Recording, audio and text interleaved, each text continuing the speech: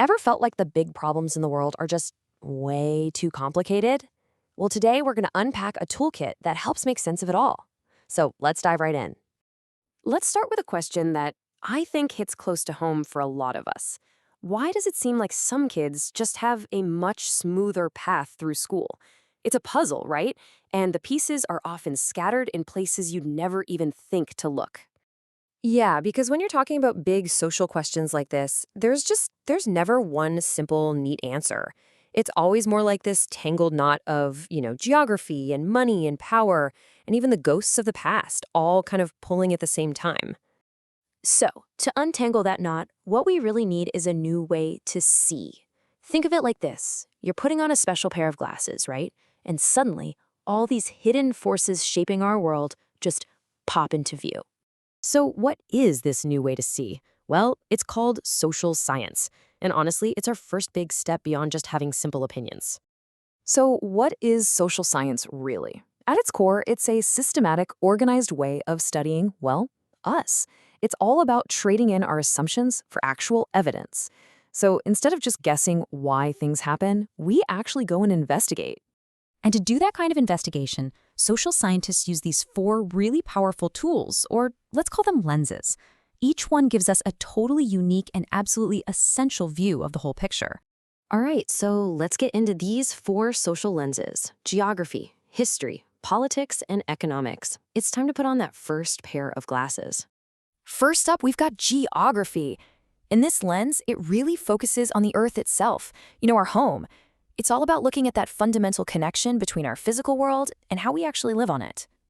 So you can see geographers are basically exploring the physical stage where our lives play out. They're looking at everything from rainfall patterns to natural resources, all to understand how the very ground beneath our feet is shaping our societies. So if we apply this lens to our student, we immediately start seeing brand new questions, like, are the schools even physically accessible? Are there mountains or rivers getting in the way? I mean, simple geography can create these huge barriers to getting an education. Okay, let's switch to our second lens now, history. And look, this isn't just about what happened a long time ago. It's about understanding that the past is never really past. It is literally written into the DNA of our world today. What historians do is trace how societies change over time, helping us see that our world, it didn't just pop into existence, It was built, layer by layer, on all the decisions and events of the past. So, looking through the history lens, we ask totally different questions about that student. We start wondering, does their community carry the weight of past discrimination? Are there historical disadvantages that are still echoing today, creating these invisible walls around the schoolhouse? All right, our third lens is political science, and this one zooms right in on power. It's basically the study of who makes the rules, how we organize ourselves as a society, and who really gets a say in our collective future.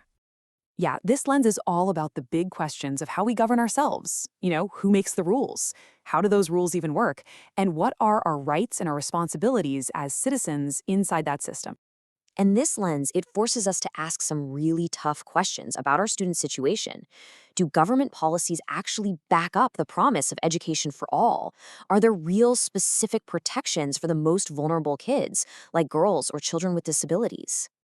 And finally, we have our fourth lens, economics. Now this one, it's all about the money, how we earn it, how we spend it, and the choices we make about our resources in a world where, let's face it, we can't have everything.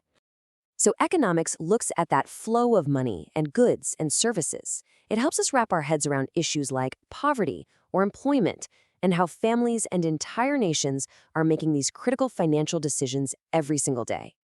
With the economic lens, oh man, the questions become starkly practical. Can the family even afford the uniform and the books? Or is that child's labor needed just to help put food on the table? You see, sometimes the choice isn't really a choice at all. Okay, so here's where it gets really interesting.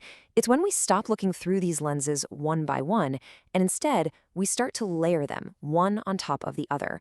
That's when the full, clear picture finally starts to appear. This table right here shows the power of combining the lenses perfectly. So, take city floods, for example. Geography tells us about the rainfall, sure, but history That tells us why the city was built in a floodplain in the first place. Economics adds up the cost of the damage, but political science makes us question the government's response and preparedness. See, no single lens could ever tell the whole story. Once we see this full, complex picture, we naturally start to ask about fairness.